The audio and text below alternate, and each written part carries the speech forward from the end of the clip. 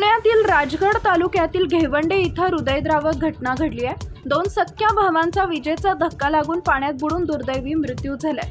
रविवारी 12 एप्रिलला ही घटना घडली। दामाजी गायकवाड यांचा मृतदेह शोधण्यात यश आलं होतं, मात्र दत्तात्रय गायकवाड यांचा मृतदेह सापडू शकला नव्हता। मात्र आज सकाळी 9:30 वाजता पुन्हा शोध मोहीम सुरू करण्यात आली।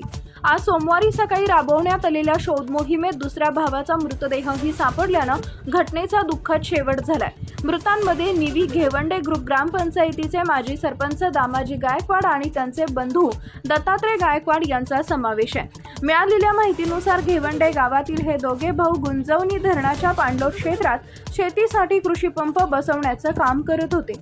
दुपारच्या सुमारास मोटार दुरुस्ती सुरू असताना अचानक विद्युत प्रवाह आल्यानं दोघांनाही जोराचा विजेचा धक्का बसला, त्यामुळे त्यांचा तोल जाऊन ते खोल पाण्यात पडल्यामुळे त्यांचा मृत्यू झाला।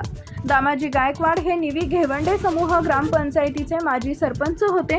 त्यांच्या आणि त्यांच्या भावाच्या अकाली निधनानं घेवंडे परिसरासह संपूर्ण राजगड तालुक्यात शोककळा पसरली आहे।